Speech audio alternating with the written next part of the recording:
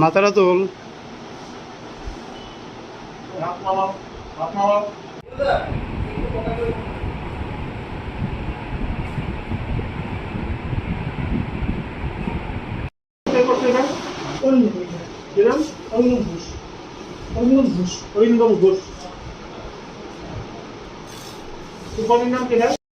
কি দেখাচ্ছে দিয়া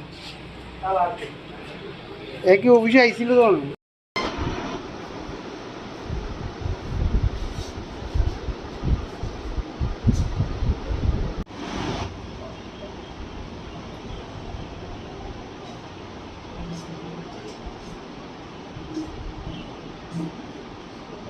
আমাদের কাছে অভিযোগ এসেছে যে এই ইনস্টাকার্ট সার্ভিস প্রাইভেট লিমিটেড একটা কোম্পানি যে মানে লজিস্টিক সাপোর্ট প্রোভাইড করে বিভিন্ন ই কমার্স কোম্পানিগুলিকে বিভিন্ন লজিস্টিক প্রোভাইড করে, যেমন এর মধ্যে আছে ফ্লিপকার্ট প্রাইভেট লিমিটেড, মিন্ত্রা আছে, F1 info solution and service আছে। এই মানে কোম্পানির একটা ডেলিভারি স্টোর আছে আমাদের তেলিয়ামারা পিএসআর আন্ডারে কালকিলাতে একটা অফিস আছে।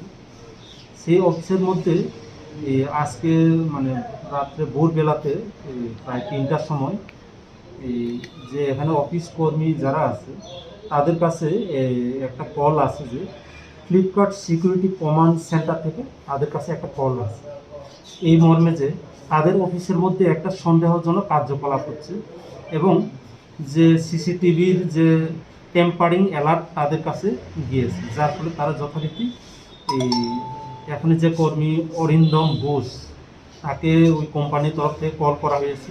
কল পেয়ে তারা তৎক্ষণাৎ সেখানে তাদের অফিসে যায়। অফিসে যাওয়ার পর তারা দেখতে পায় যে একজন ব্যক্তি এই বাইক নিয়ে পালিয়ে যাওয়ার চেষ্টা করছে। তখন তারা তৎক্ষণাৎ তাকে আটক করে এবং দেখতে পায় যে তাদের অফিসেরই একজন কর্মী, নাম হচ্ছে নিরঞ্জন দেবনাথ, বাবার নাম নারায়ণ দেবনাথ, বাড়ি হচ্ছে মহারানীপুর তেলিয়ামুড়া। তাদের অফিসেরই একজন কর্মী। সে এই অফিসে মানে বিভিন্ন টাকা পয়সা এবং মোবাইল এগুলি চুরি করে নিয়ে যাচ্ছিল।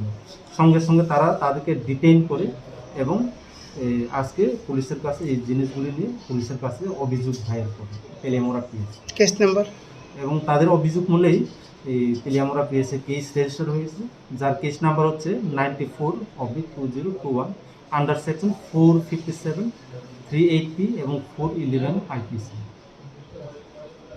কত টাকা স্যার? এখানে মোট টাকা তারা তাকে ডিটেইন করে যে কোম্পানি টাকাগুলি তার কাছে পাওয়া গেছে এই 12,55,261 টাকা, সঙ্গে আরও এই 6টা মোবাইল সেট যার ভ্যালু হচ্ছে এই 80,096 টাকা তার কাছে পাওয়া গেছে। এবং তারা তাদের অফিসে দেখে তারা আরও দেখতে পায় যে তাদের অফিসের যে সিসিটিভিগুলি আছে সেগুলি নষ্ট করা হয়েছে এবং যে লকার মানে ক্যাশ লকারের সেটাও ভাঙা অবস্থায় তারা পেয়েছে।